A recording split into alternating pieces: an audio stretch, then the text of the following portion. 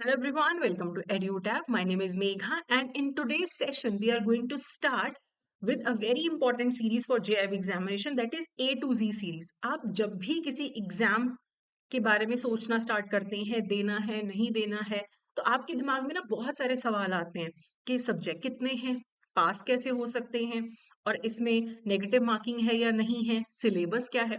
तो वो सारे सवाल जो हैं आपके जेआईबी एग्जाम को लेके आपके सीरीज के थ्रू सॉल्व हो जाएंगे। तो हम अल्फाबेटिकली चलेंगे ए टू जेड। तो आज हम ए से all about JIB exam pattern के बारे में बात करेंगे।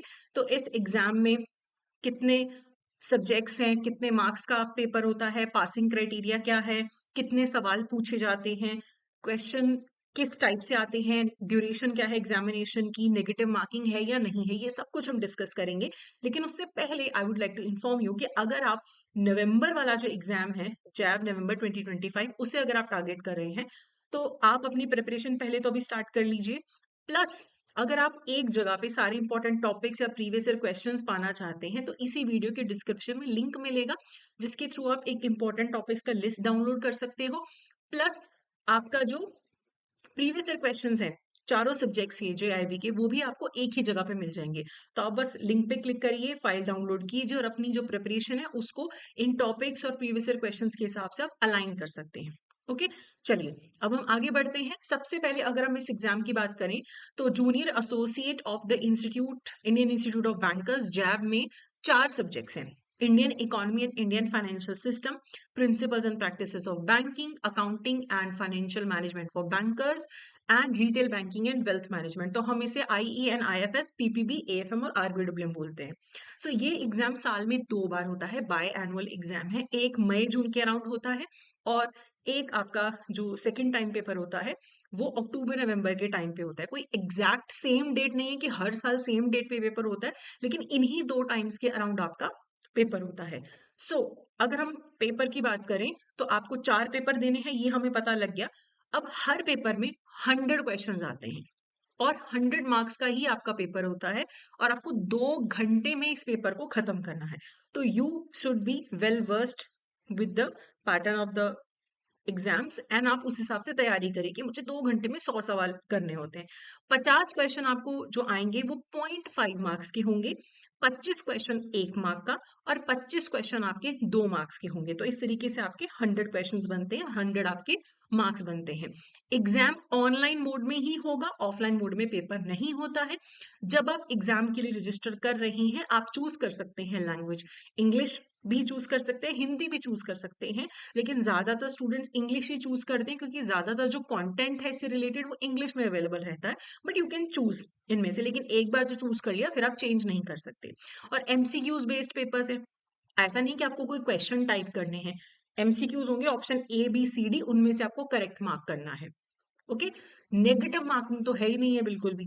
तो आप 100 के 100 क्वेश्चन अटेम्प्ट करके आइए। मान लो आपको 100 में से 70 ही आते हैं, तो 30 छोड़ के नहीं आना होता है। 30 के 30 आप चाहे गेस वर्क करिए, एलिमिनेट करके करिए, आप पूरा पेपर अटेम्प्ट करने की कोशिश करिए। ठीक है, और मार्किंग स्कीम तो हमने देख ही लिया कि 50 मार्क्स आपके आ जाते हैं 2 मार्क्स के क्वेश्चन से। 50 मार्क्स आपके सीधे सीधे 2 मार्क्स के क्वेश्चन से आ रहे हैं, क्योंकि 25 क्वेश्चन आपके 2-2 नंबर के हैं, और 25 नंबर आपको आएंगे बाकी के 0.5 और 1 मार्क के क्वेश्चन में से। ठीक है, तो 25 जो क्वेश्चन आपके 2 मार्क्स के आ रहे हैं, आप ये सोचो कि अगर आप यही सारे सही कर दो तो भी आप पास हो जाओगे।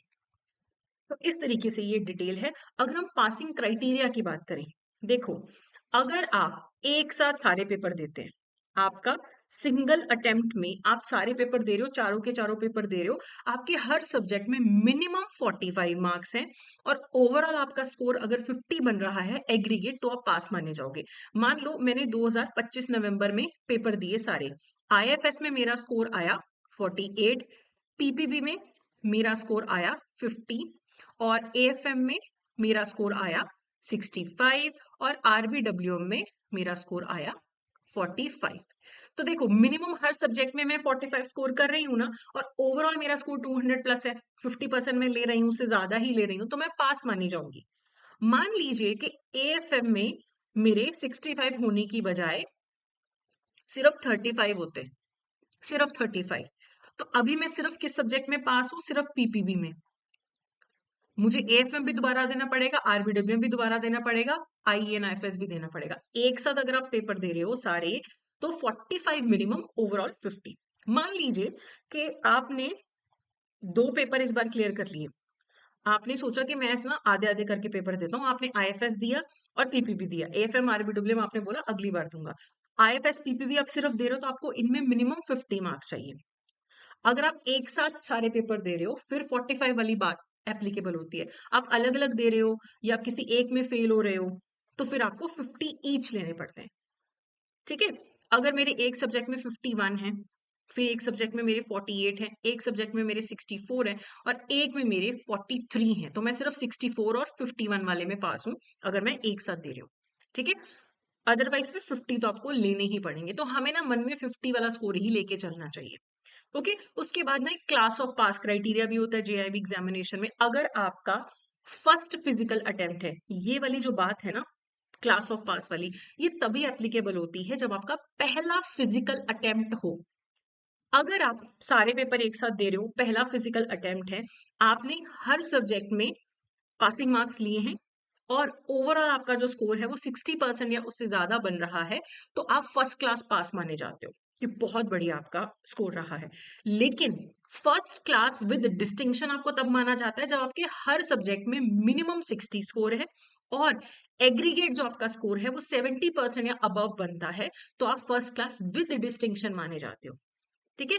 तो ये हो जाए तो अच्छी बात है, नहीं तो एटलीस्ट हमें 50 वाला टारगेट लेके चलना है। 45 के बारे में सोचो ही मत। आप 50 लेके चलो कि 50 तो मुझे लेना ही लेना है। अब अगर हम एग्जाम के टाइमिंग्स की बात करें, तो रिसेंटली टाइमिंग्स चेंज हुए थे। तो आपका 3 शिफ्ट में पेपर होता है। पहला शिफ्ट 9:30 बजे से 11:30 बजे तक है, जिसमें 9 बजे का रिपोर्टिंग टाइम है। दूसरा शिफ्ट 12:15 से 2:15 तक है, रिपोर्टिंग टाइम 11:45 है। और थर्ड शिफ्ट 3 बजे से 5 बजे तक होता है शाम को, जिसमें 2:30 का आपका रिपोर्टिंग टाइम है। पहले आपके पास ना ऑप्शन होता था शिफ्ट चूज करने का कि आप फर्स्ट शिफ्ट चूज करना चाहते हो, सेकंड या थर्ड, लेकिन अब ये जो डिस्क्रिप्शन है ये आईबीएफ के पास है। आपके पास सीधा एडमिट कार्ड आएगा जिसमें आपको पता लगेगा कि आपको कौन सी शिफ्ट मिली है। आप खुद से अब अपना शिफ्ट चूज नहीं कर सकते हो। ठीक है? तो अभी ये टोटल जानकारी है बेसिक, जो एग्जाम देने से पहले आपको पता होनी चाहिए कि कोई नेगेटिव मार्किंग नहीं है। That's a great thing.